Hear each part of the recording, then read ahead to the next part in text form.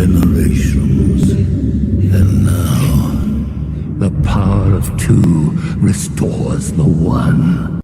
We got a bidet!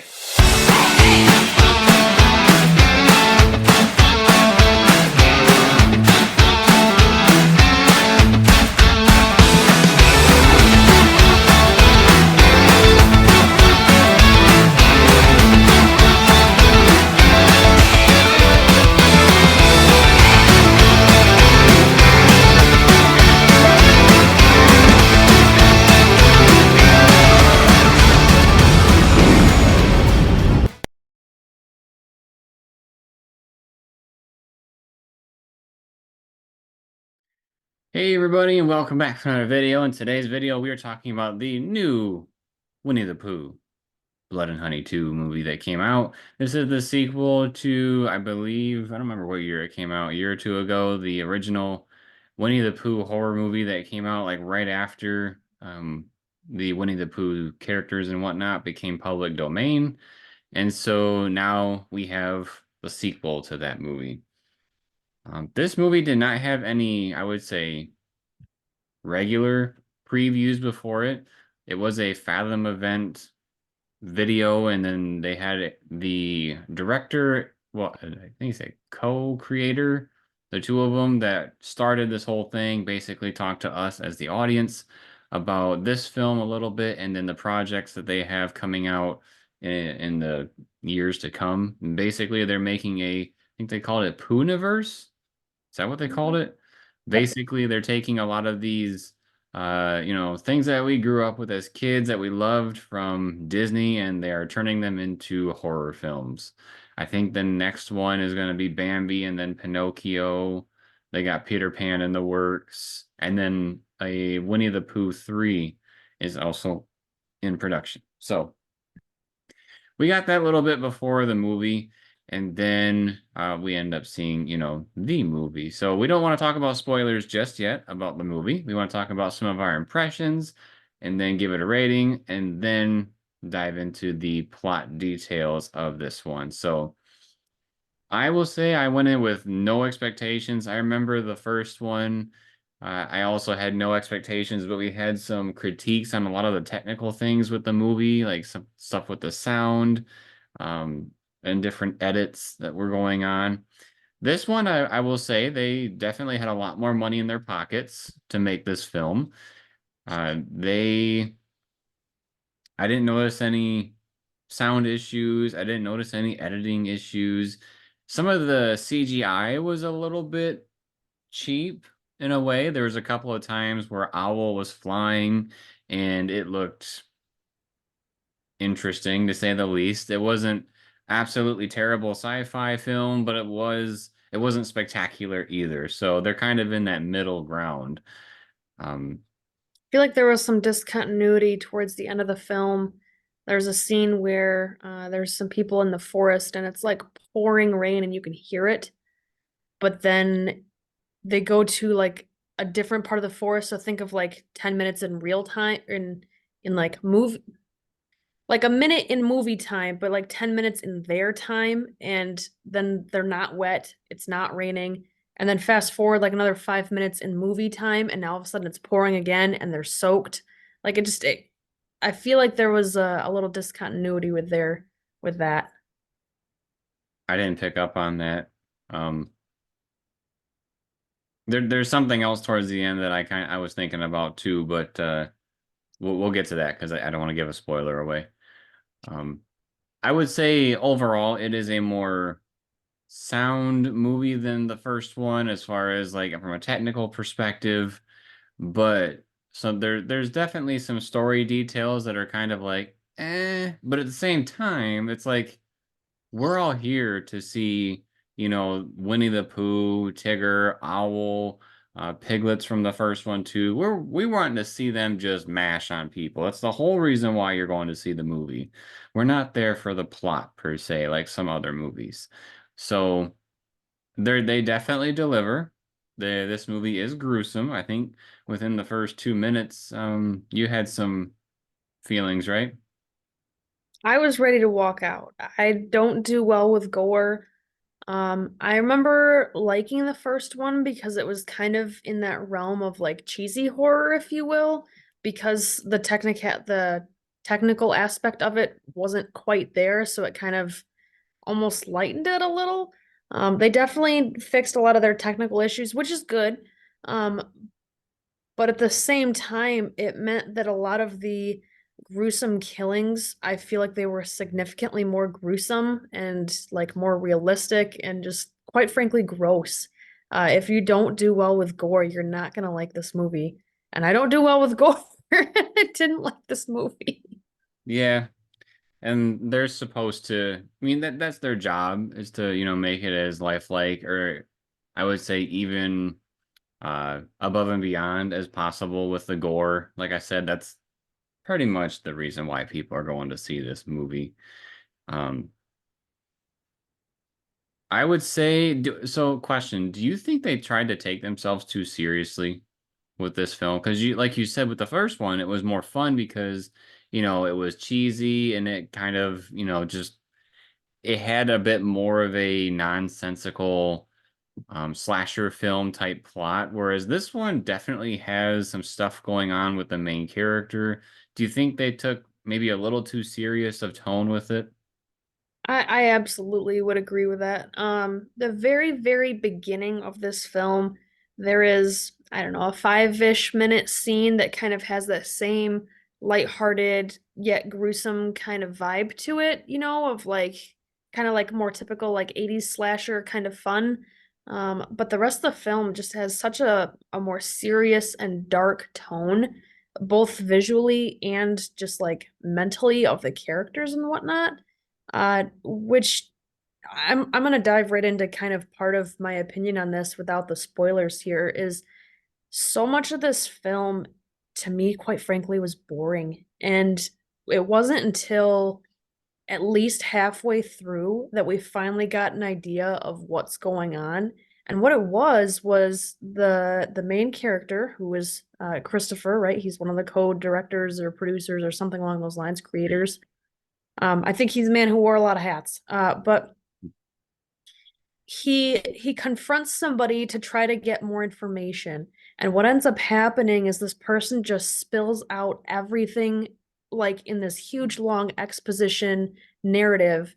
And typically when something like that happens, you kind of hear the person talking, but then they'll visually show you what's like what happened in the past or something like that.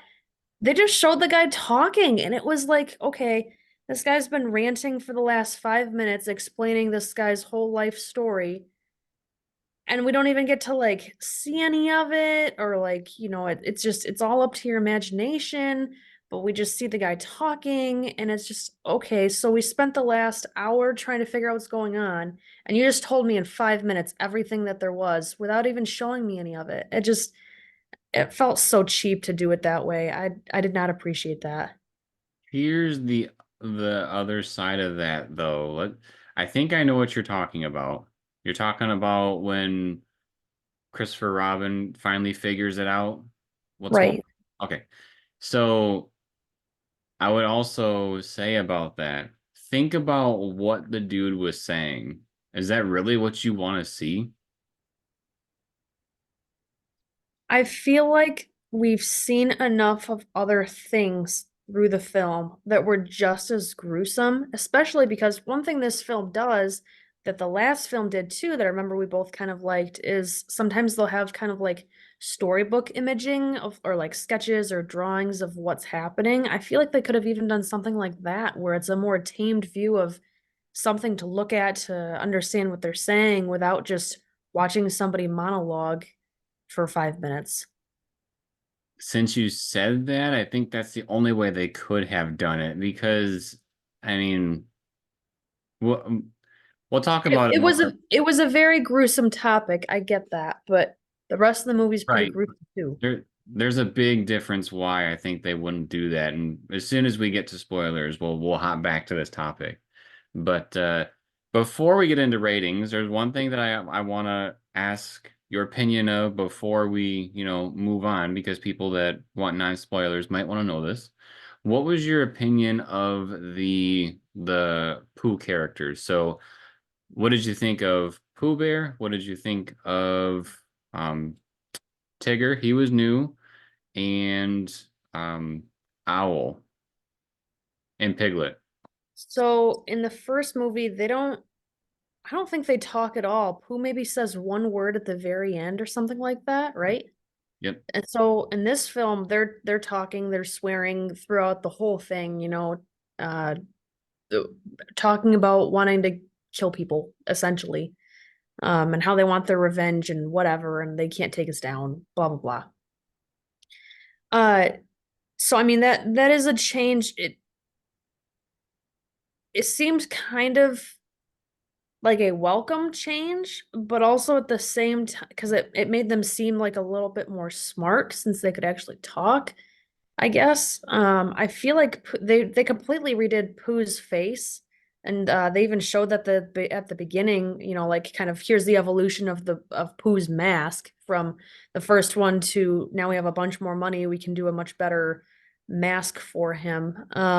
Which I was kind of sad about that. Like seeing this one throughout the movie, I liked the other one. There was something about it. I think the other one was creepy because he almost looked kind of dumb, and I liked it. Yeah, cheap and Whereas this simple. one, he looks more scary, I guess, from like a traditional sense of scary.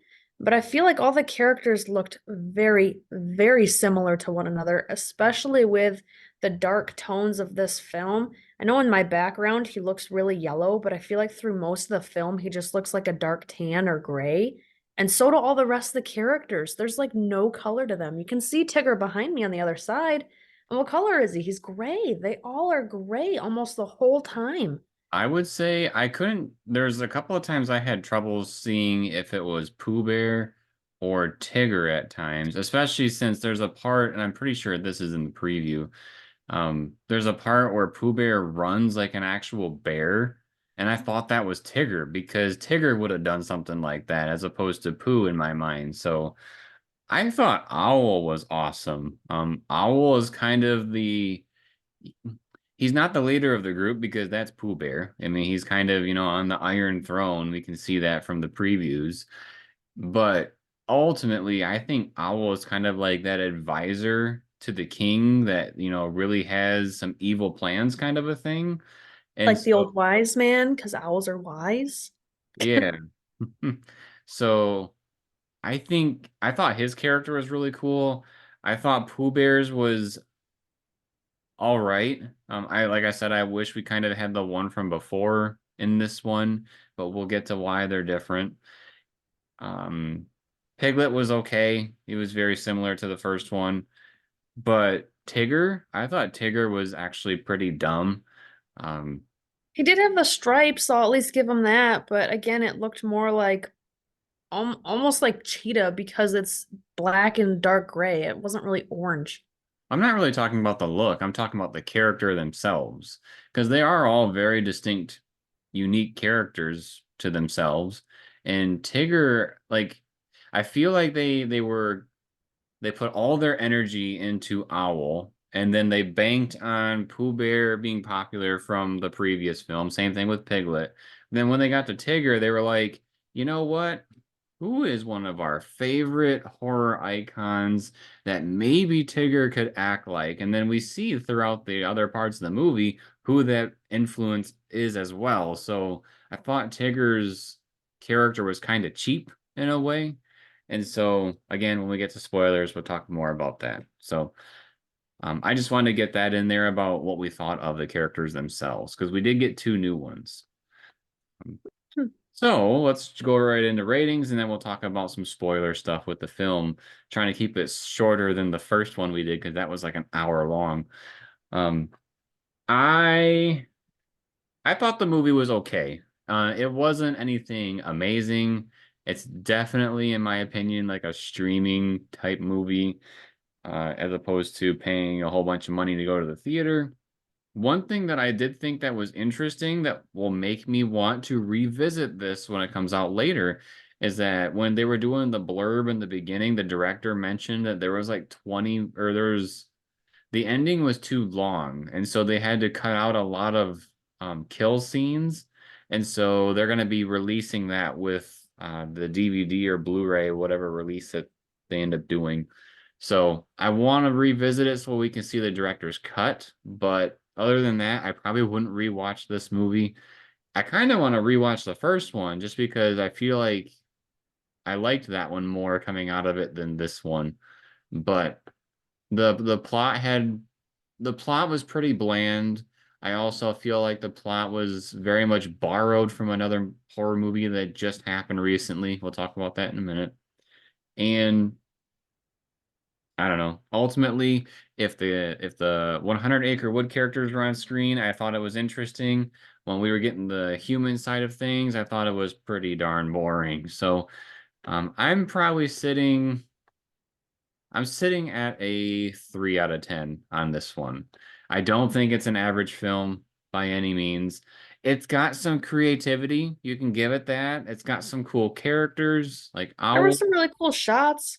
Yeah, like there was some good stuff, but it definitely isn't it's not a great film. So, what do you think?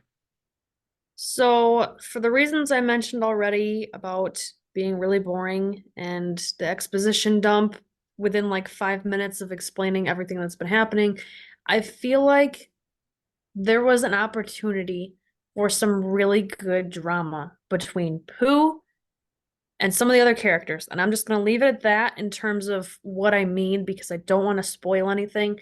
But being that in this film, they allowed those characters to be able to talk, I feel like there was an opportunity where they could have added a lot of drama in a very short amount of time. It wouldn't have really added a whole lot to the film from like a runtime perspective, but I think it would have really brought the movie together a little bit more if we could have that kind of like one-on-one.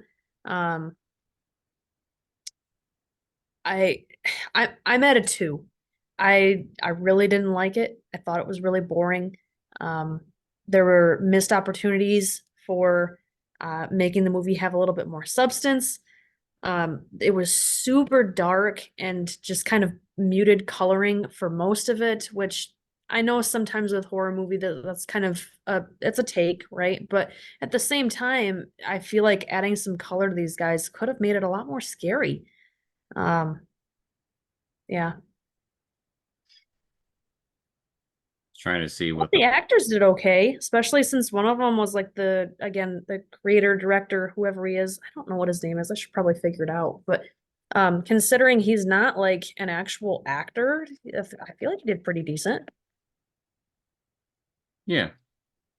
I was trying to see how much money they spent on this one because the first movie they only spent 50 grand to make it, which the money that they made back on it was insane. Like it's probably better than going to the casino.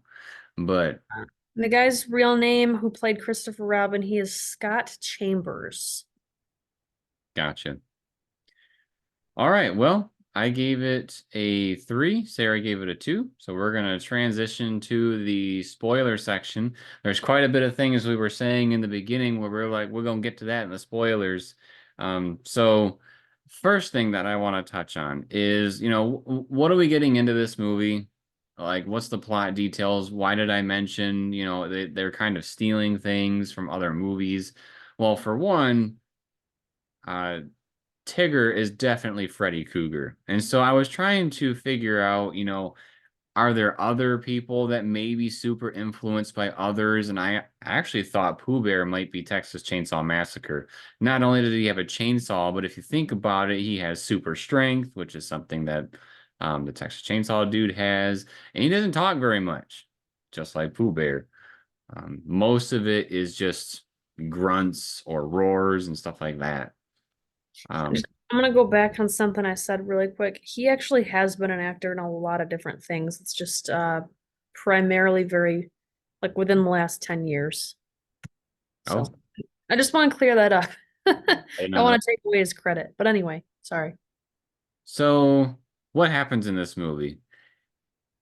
Basically, after the supposedly there was like these murders that happened in the woods, And Christopher Robin is claiming, hey, there's these beings are out in the woods, and nobody wants to believe him. And so he's almost kind of being framed about it. Like people think that he's the one that did it, and he wasn't.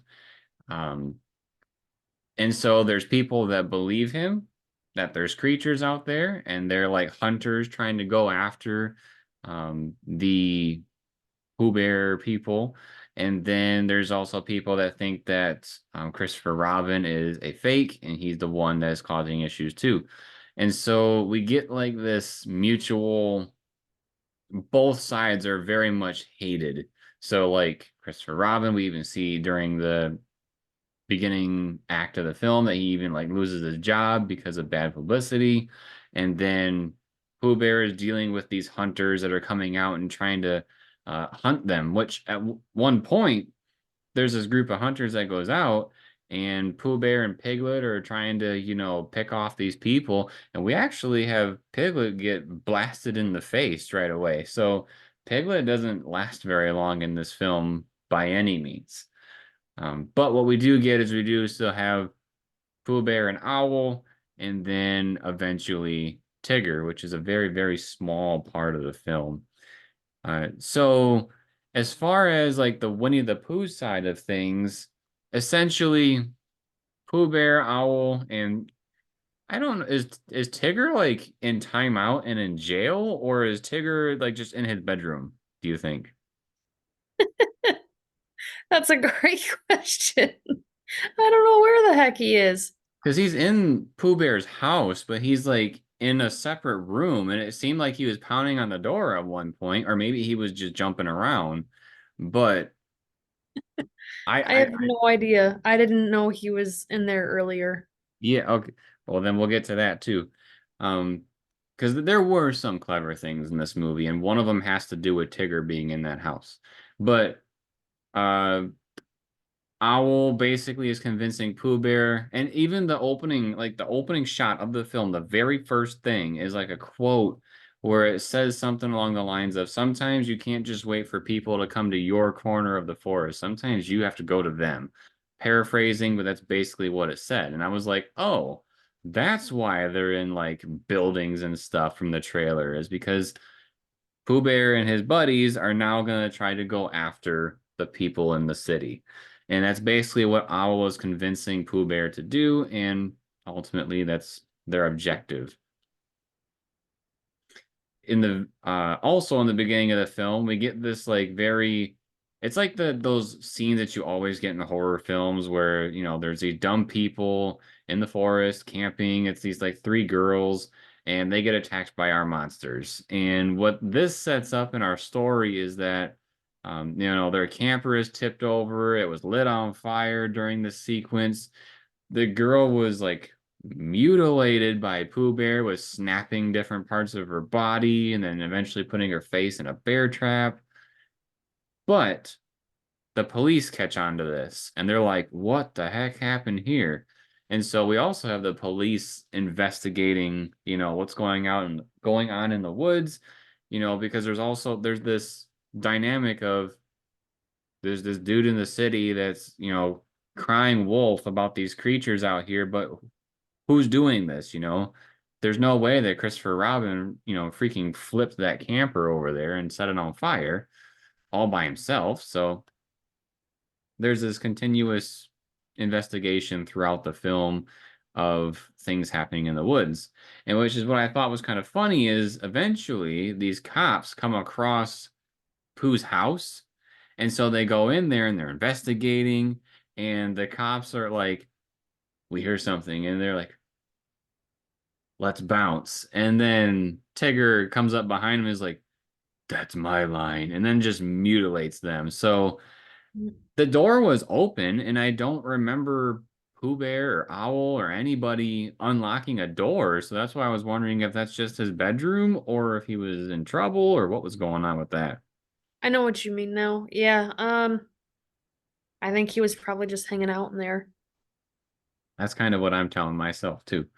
Um, but of course, there's also the human side of things. What's going on with Christopher Robin? So he, like I said, he lost his job. He was a doctor. I don't think he's a doctor. He's probably a nurse. He But was I think he was a doctor. was he a doctor? Okay, maybe he was a doctor. But he lost his job because people are tired of um the bad reputation about the hospital because he's working there, and so he loses his job, and he's been going to therapy. And basically what he's saying is he's, having these dreams and he's having these recollections of stuff that happened when he was younger. And he's talking about Pooh Bear a bit, and then he starts trickling into some deeper thoughts about one of his brothers. And I guess at one of the birthday parties, I don't remember whose birthday it was, but it was one of the kids. Maybe it was, I, I think it was his twin brother, and it was their birthday party. okay.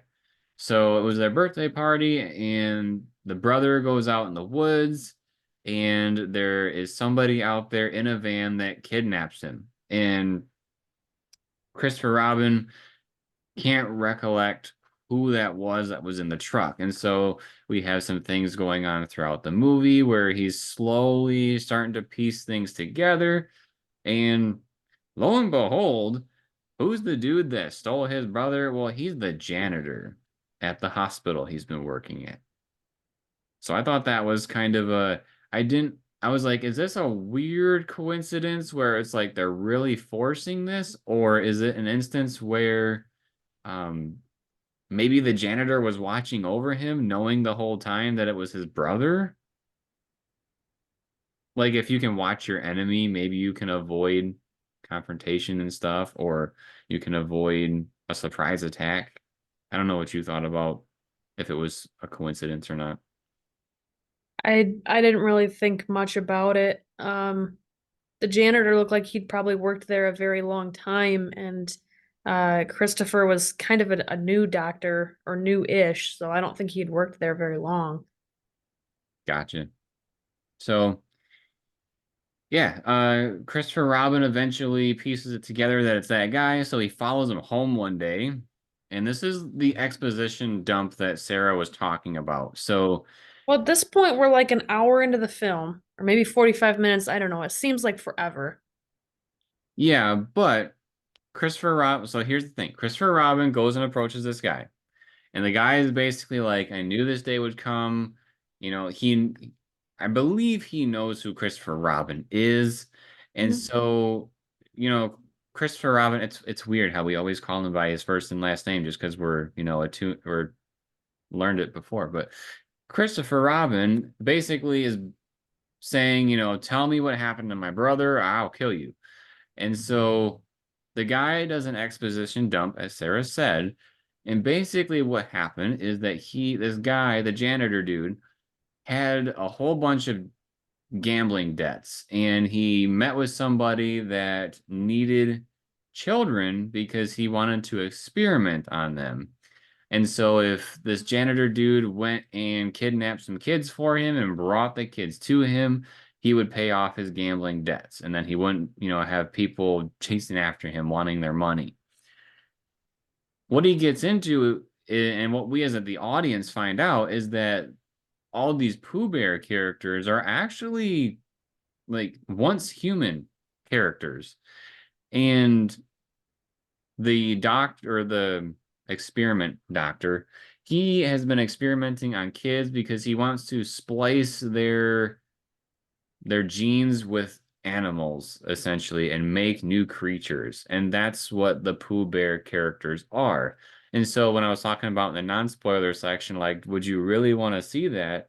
I feel like they wouldn't want to go the like child torture route with showing all those visuals. Let me ask you this, and I think I have enough information to convince you about what I'm talking about. Okay, one, we could have had a scene about the kidnapping. Two, we could have had a We scene did. about, huh? We did.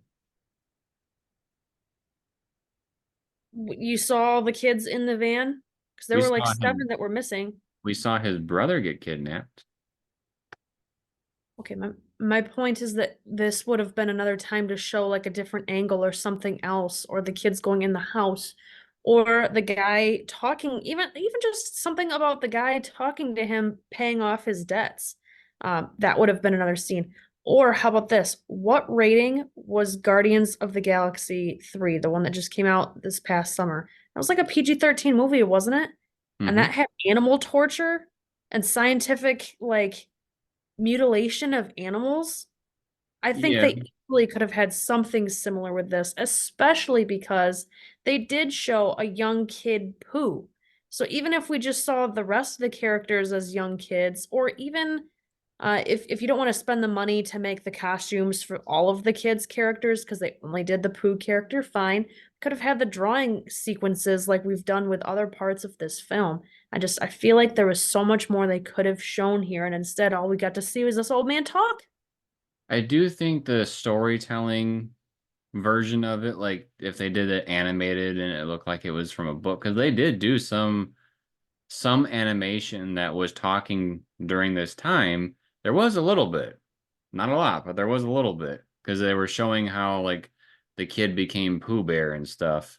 Um, like how the uh the experimental doctor basically decided, oh, this is they're getting out of hand. I have to cover this up, kind of a thing. And he tries to like bury them in the ground, and then supposedly they come out of the ground, and they're very much alive and not dead like the doctor thought. And so now they're living in the 100-acre wood. But Which we did see when Christopher was looking at the guy's notebook, why that was, and it was because he gave them regenerative properties. So basically they can regenerate themselves. right. Which we also, so they can regenerate themselves. And it seemed like there's a post-credit scene where Owl has gotten Piglet and Pooh Bear back into Pooh's house. They both definitely look mutilated still. And Owl is messing with some honey with his fingers. And so I didn't know if it's the honey that is making them regenerate and like it triggers the thing inside their genes to do that, or I are didn't they? see the I didn't see the honey, but I did see Pooh's face kind of going back to normal from his gunshot. I saw Piglet's face. That's I'm yes, I meant Piglet, not Pooh. Yeah, like um Owl like dipped his fingers in something and it had like a yellow goo all over it, which I assume was the honey. And then they like kind of panned the camera over to Piglet where his face was inflating essentially. Um, so yeah, they basically can't die in a way unless there's some other way to do it. Maybe we'll learn about that in Winnie the Pooh 3. But yeah, so these characters are science experiments from a doctor trying to splice animals with children together, which I had thought was like a technical issue before because yeah, there were some scenes with young Pooh Bear where he had like human hands, and I was like, did they literally slap like a mask on a kid and said go out there and film those scenes? But then they were talking about how they were kids and then they kind of grew into these beings, and I'm like, okay, I feel like I'm filling in the blank here if they are cheaping out, but it does make sense to me that that stuff was happening. Um, I will say this does give a good explanation as to why Pooh and the other characters look so human-like in yes. terms of their body shape. So at least we got that going for us. Because in the first one, we didn't really have any explanation as to why they were so human-like. Yeah. So basically, the rest of the film is, Christopher Robin knows about what's going on, and Pooh, Owl, Tigger, they're going to the city to try to get their revenge on the humans, and we basically end the film with Christopher Robin facing. So this is the thing that I was kind of wondering, like, what the heck, from an editing and well, yeah, an editing point of view. So the girl that is kind of like Christopher Robin's little fling, she was driving to go to Christopher Robin, I think, at the end, and Owl was like stalking her. Like he was flying over her car for quite a bit of it. And I was thinking to myself, like, is he gonna get her? But then she gets to Christopher Robin just fine and nothing ever happens with Owl and this girl. So I was kind of confused on that. Maybe that's some of the stuff that they were talking about that they had to cut. Maybe Owl, killed some other people around that time. But basically, from what I'm understanding, is that Owl just followed her so that he could track where Pooh is and then see if he needed any help, which clearly he did because he died, quote unquote. But yeah, there's a little face off with Christopher Robin and Pooh Bear. You may be This is wondering, this is where I was talking about that they could have had some excellent drama. Some how could you not find me? Why didn't you help me? yeah, Anything along those lines of bits of dialogue that would have helped this movie out so much. I think it really would have elevated it if we just had that ounce of drama. Would have added maybe 2 minutes to the film total. we should have had our little like Kenobi Vader thing at the end here where, Christopher Robin is pouring his heart out and Pooh Bear is just done with it and he, wants to embrace his inner darkness and stuff like that. Yeah, that could have been a lot better, especially since, everybody else has been talking this whole time. You could have got some very meaningful dialogue here. But Mhm. And you can't say it's because they don't talk like in the first one, because this one they do. yeah. So I want to cover one more thing and then I want you, there's something I want you to cover too. Um, You may have remembered from the trailer that there is like a rave party and even the Tigger shot in Sarah's background is in a building. At one point, the Pooh Bear trio, when they're heading towards the city, they just go to whatever's there first. They want revenge on the people. And so they just go into a rave and just slaughter everybody. So that's really the only point that there is to the film with that piece. It's just so that we could see the dudes having a great time killing people, basically. So we didn't really cover that during the main plot points, but it didn't have a lot to do with Christopher Robin, so that's kind of why I skipped over that. But one thing that we do see in this movie is that we see so Christopher Robin's lady friend, she is babysitting another kid, and this kid is obsessed with horror. His name's Freddy. He's acting like Jason in the movie. Wearing a There's Jason mask. yeah, there's tons and tons of like other horror references here. But when he's sitting on the couch, he is watching a movie, and he's watching the very first Blood and Honey movie. Sarah, do you want to explain what's going on there?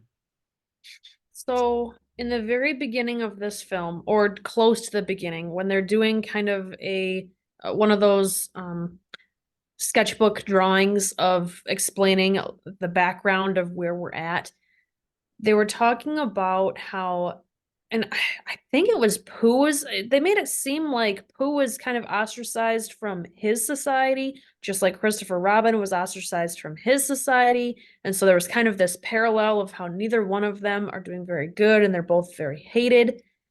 I think what it was more supposed to be is just that Pooh and his friends are hated from society, not so much that Pooh's hated from the rest of his gang, because nowhere is there any tension between him and the rest of like the Pooh people, if you will.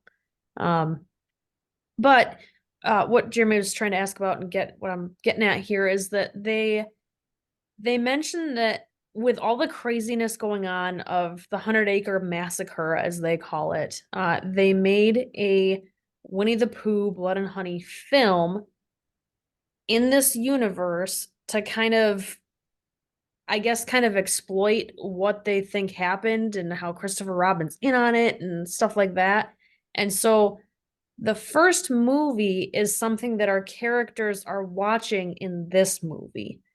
So it's not like a direct the same Christopher Robin. It's not the same Winnie the Pooh. It's almost like I don't want to say a dramatic reenactment because they're not reenacting something that's happening in this universe, but it's a dramatization of what some of the people think may have happened at that 100-acre massacre.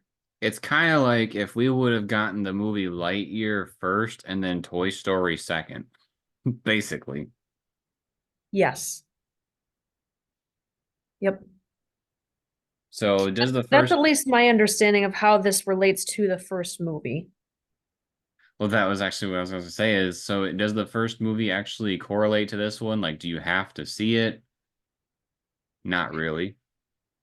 No, no, I don't think so. They tell you enough about the first one just with that little piece of like, that's the 100-acre massacre. That's what that one's about. And that's, I mean, that's really all you need to know. Well, see, that's the thing that I was confused about. So there was a 100-acre massacre, and from my understanding, Christopher Robin was trying to tell people that, hey, there's dudes out there, and people thought he was crazy. And so that's why they made the film, is they're like, let's like the stuff that this dude is telling us is gold. Let's just make a movie out of it just to spice up the rumors a little bit. So I thought that's where they were going for with it. I mean, that could be part of it too in terms of what sparked that movie in here. Gotcha. Well, I think it's all very much open to interpretation. It's not super well explained. so I mentioned, Tigger kind of had his little thing that he says where like that's my line because someone says let's bounce. There was another uh Winnie the Pooh reference, like right before Christopher Robin axes him right in the head. He goes, "Oh, bother," and then he gets hit in the head. So they do try to play off of some of the things that Winnie the Pooh is known for, but also have their twist on things as well. Of course, um, I do. I don't know if you caught this, but maybe this is the hint of what is coming for, because I think they said the next one is going to be the Bambi movie, something Vengeance or whatever. I don't remember what it was called. Bambi the Reckoning or Oh, that's something what like it that. was. And in this movie, when Christopher Robin was trying to like look up what happened when he was a kid and the kidnappings and stuff, there was a a news article that wasn't the one he was looking for, but it was like right below it that said like um deer zombie thing that was going on. And I was like, I bet you that's the Bambi thing. Like they're putting a little foreshadow in there for what's yet to come with that one. I almost wonder if they're gonna kind of do that with their movies, is put a little, you know, carrot there for the next one. I would bet. I mean, when you talked about the Puniverse, they're trying to emulate the Avengers multiverse, right? And how there's all these different Avenger movies that are separate, but at the same time kind of related. And so they're trying to create that with all these other franchise. I don't want to say franchises because it's public domain, but basically all these other franchises, between like Winnie the Pooh, Bambi, Pinocchio, Peter Pan, um, I'm sure there'll be more. It's just whatever they can get their hands on. Well, the ones that they announced at the very end of this film, it was like Owl saying, "We're gonna get you, Christopher Robin," and all the dudes were on the picture. Like not just the Winnie the Pooh people, but Pinocchio was on there, Peter Pan, Bambi, all of them. Um, and I also wonder because there is a scene where Pooh Bear and I think it's Owl are like dropping body parts into the river. Do you think that was for Bambi? Like Uh, why or who are they feeding basically is what I'm wondering. Because I feel like they would have eaten everything and then thrown the bones away, but I don't know. It's a good question. I'm not sure. because I was kind of wondering if that's what that was alluding to as well, but I don't know. Well, that was our movie discussion on the Winnie the Pooh Blood and Honey 2. It is a ridiculous film by all means, and I don't know, if you want to see a crazy movie, this is definitely up that alley. Um, I am myself. Sarah, I think probably doesn't feel the same way, but I'm curious to see where some of these other movies go. I am curious to move away from Winnie the Pooh and see what their take is on like Pinocchio and Peter Pan and stuff like that. The Bambi one, I'm a little iffy on. They said they were trying to go for like a Jaws slash Hereditary type movie. So like monster movie, but with the tone of Hereditary, and we'll see about that. As both Jaws and Hereditary are like up there on my scales. So I feel like I'm more interested in the Peter Pan one. I'm interested in the Pinocchio one the most because I'm just like the picture they showed for Peter Pan, I'm like, I get it.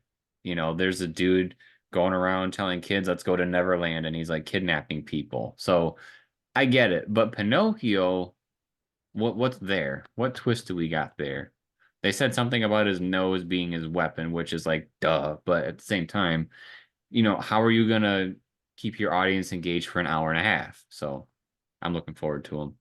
If you like this type of video, make sure to subscribe to the channel and turn on notifications. That way you are notified when more of our movie discussions drop. We got plenty more coming for you in the months to come. Drops a like if you like the video, and drops a comment letting us know if you saw the movie, if you plan to see the movie, and what your thoughts are on it. And then, as always, everybody, thank you for watching. We'll see you next time.